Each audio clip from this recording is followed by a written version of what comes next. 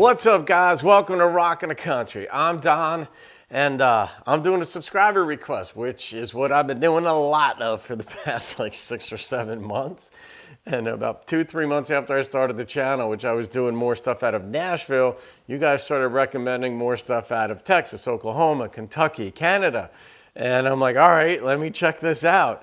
And I started getting much more into the what people would consider like true country, which, I mean, that's not even fair, but red dirt, outlaw, Americana, non-pop country.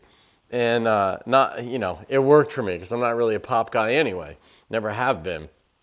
All that said, I am doing an artist I hadn't heard of. His name is William Michael Morgan, and the name of the song is Lonesomeville. And it was requested by Lucas Thompson. So Lucas, shout out to you, my friend. And let's see, this is off of William Michael Morgan's 2016 album titled Vinyl.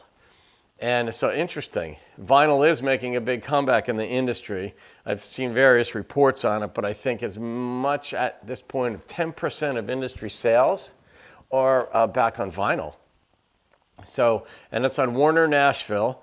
So I don't know if Esposito, I think it's John Espo, they call him, is still the head of that ship, and I think he is. But William Michael Morgan is from Vicksburg, Mississippi. So we got Mississippi creeping up the charts now too. My charts, the number of artists that I review. Georgia's squarely in the lead by a ton. So anyhow, I don't have exact numbers and all that stuff. But let me get right into this. And here we go with William Michael Morgan's Lonesomeville.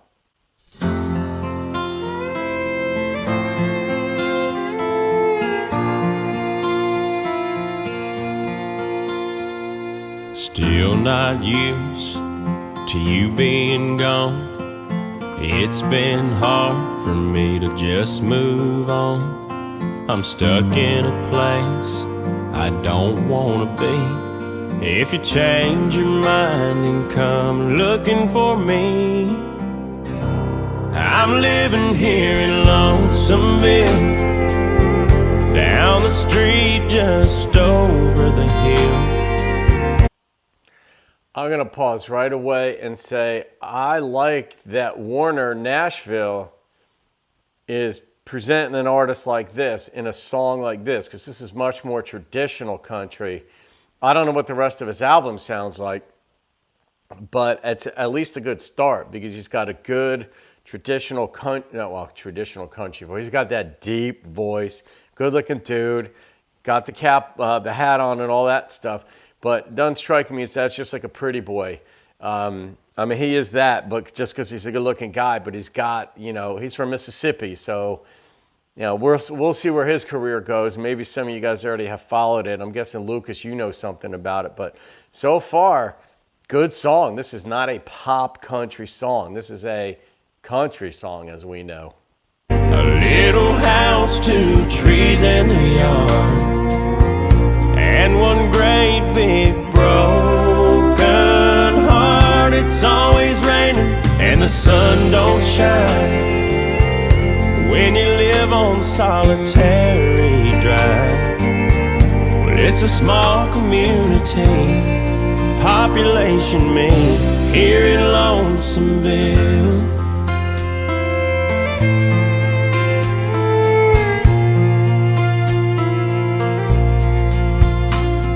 I pour me some whiskey when I get home from work, sit on the couch and do nothing but hurt. Yeah.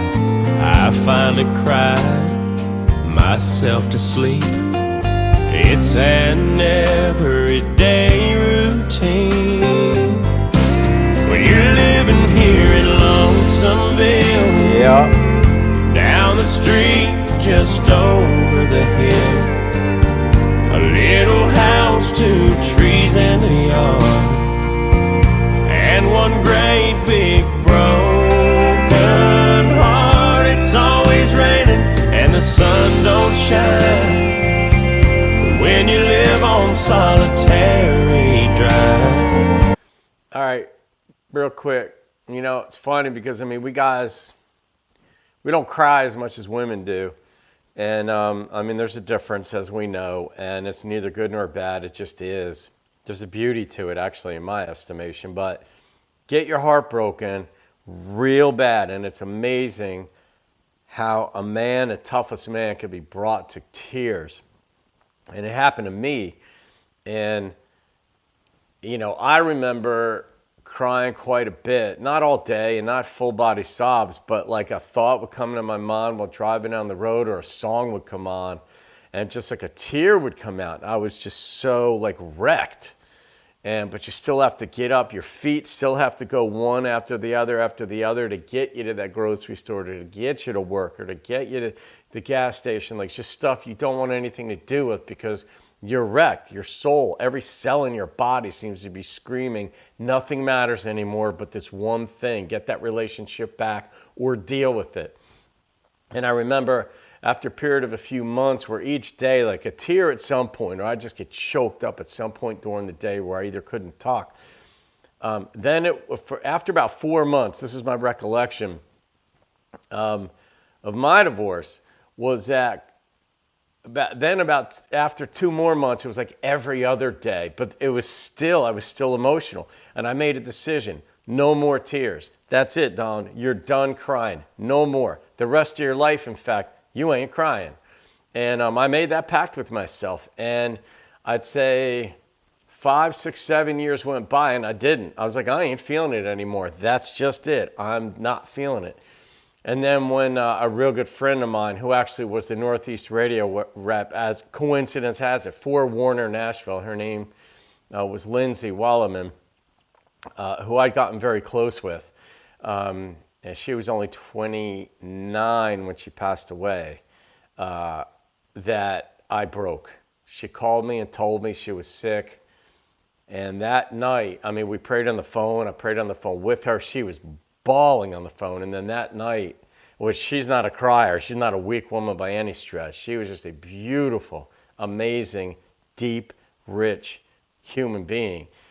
And that night, I just broke down and I just cried. And I was like, all right, I can cry for this. I could cry for, you know, what she was going through and about to go through. But all that said, I cried. But I don't cry a whole lot. I haven't cried a whole lot since then either, just because I had to make that decision. But we guys will cry, but at some point we're going to stop. Here we go.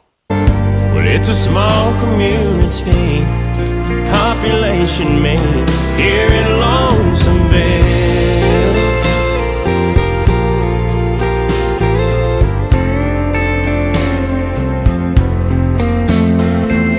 Lonely Hartsville, Lonesomeville, feels the same.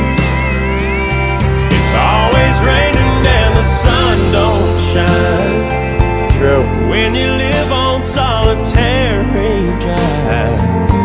Well, it's a small community, population made. If you ever change your mind, I won't be hard to find. Yeah. Here in Lonesomeville.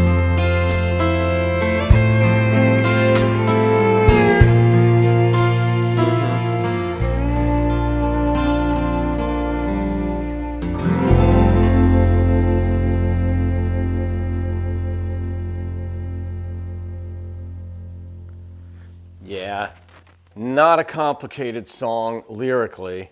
It was designed that way, just to be very simple, you know, on solitary drive and all that. But I'm going to rate this song, even though it's the first time I heard William. I don't know if he goes by William or if he likes William Michael, but, you know, Mr. Morgan's song here.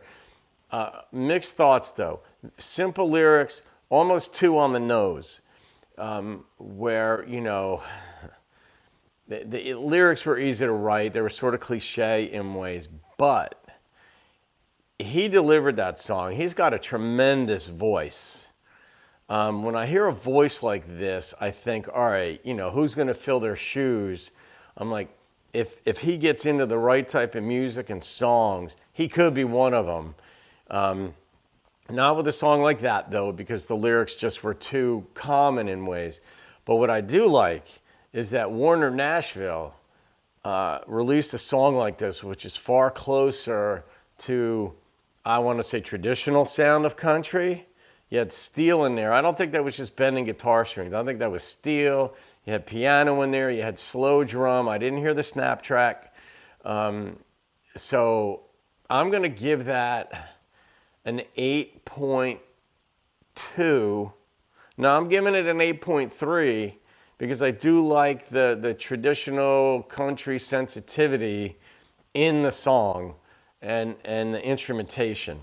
There wasn't anything really pop about it. My only holdback on that song were that the lyrics were kind of on the nose.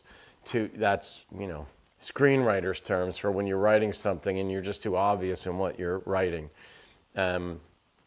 But captured a good sliver of life when your heart's trashed.